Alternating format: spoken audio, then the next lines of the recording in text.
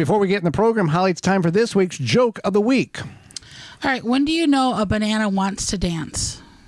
Okay. It's funny before the punchline. It's something when it's splitting sides or something. No. When you see a banana shake. Oh, okay. This That one will be repeated. This week's garden joke is brought to you by Rescue.com, American-made rescue products. Keep your family, home, and yard protected from pests such as wasps, hornets, yellow jackets, flies, ants, and more. Learn more at Rescue.com. That's RESCUE.com. Perennial plants are plants in which you plant once in your garden, and they come back year after year. This can be edible or ornamental. You can have bulbs that will come back year after year. We're going to talk about the edible portion, vegetables and berries, as this is one of those things that it is somewhat of an investment up front in certain aspects of it. And then for years, it will, if done correctly, initially, you can have produce that gives you, that what works for you. So we're going to go over several of these, and these are mostly going to apply to everyone listening to us, from Atlanta to northern Colorado to Northern California to Boston. All these are going to fit within the geographical growing zone that you're in. If you don't know your growing zone, go to your favorite search engine and type in my growing zone and insert your zip code, and it'll tell you what growing zone you're in. So we'll start with Jerusalem artichokes. This is a vegetable, also known the root tuber. Also known as sunchokes. So there's, it's a root tuber. It is a perennial, as Joey had mentioned, and it grows underground with, it has kind of like a less starchy potato, I guess. So with a lot of earthy flavor. Very earthy flavor. So we're not going to tell you how you prepare these. We're just going to go over what they are. I just want to mention though that it grows a very long stalk. That's the word I'm looking for. And if it grows long enough, you do get a pretty yellow flower. 8 to 15 foot tall. Yeah. So it's related to like the dahlia variety. So it does grow a pretty flower, not a dahlia flower, but a pretty flower. So it's kind of, I think, dual purpose. They have white tubers and burgundy tubers. The burgundy tubers are more difficult in my experience to get a hold of. They will grow in growing zones 2 to 10, will grow for many years. If you don't harvest it, which you don't get all of the tubers out, they will regrow year after year. Now, if you are on a homestead in certain areas of the country, you may have these already and you don't know about it, because if you didn't know what they are above ground, you would think it's a stupid weed that keeps coming back year after year that flowers. I would definitely do some, looking, investigating. Where did we get ours initially? We bought them online from a retailer. Okay. Bought 12 tubers in 2011 or 12, and been planting and been harvesting and growing them every year since. All right. So the next one we have is blackberries. These are in zones 4 through 9, and they are. Most people know what a blackberry is. There's wild blackberries, there's thorn blackberries, and you can get thornless blackberries.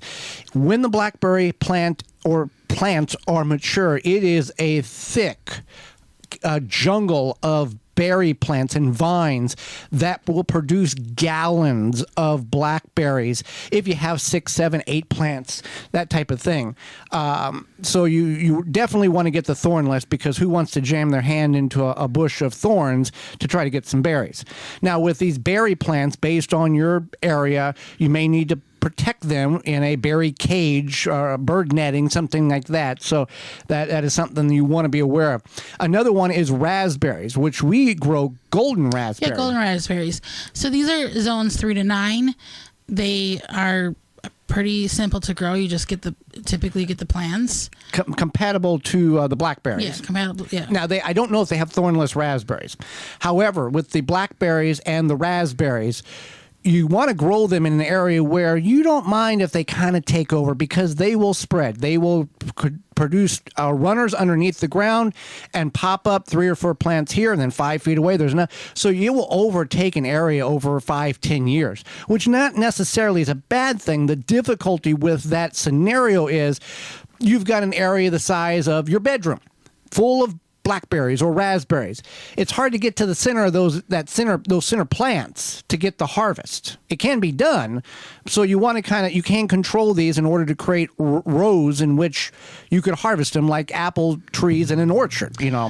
One thing I want to mention is that some of these things do take some care in regards to like winter, specifically before winter. So, for example, like raspberries and I believe blackberries too, you have to trim. You're supposed to trim a certain the certain ones off. We've never trimmed anything off. You're supposed to. You're supposed to, but in nature they don't. I don't see the gnomes going in there with pruners and trimming down the blackberries. I think the fairies. The fairy doos. Yeah. But we have let it in the back of the garden, and it has taken over, and we just let it go, and each year it kind of doubles in size.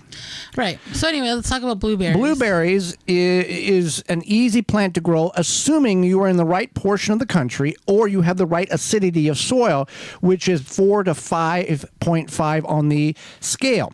Now, for those of you who are listening on WLBB 1330 and FM 106.3 out of the Atlanta area, you guys know about blackberries. Georgia is a top tier U.S. producer of you guys know about blueberries, not blackberries. Blueberries, as it is a top tier producer of blueberries, and because of the acidity in the soil down there, blueberries will grow in growing zones 3 to 10. But again, you need that acidic soil. Soil test from Soil Savvy will give you that information. Just looking at the soil or seeing other plants growing does not give you that, this is between this range and this range, or I need to adjust it in order for my plants to grow correctly.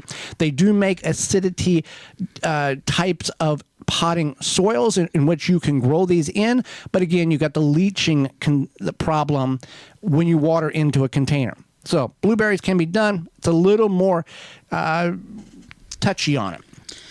All right, so then strawberries, these grow in zones 4 through 9. If you are growing strawberries, it's good to know whether you're growing June bearing or ever bearing.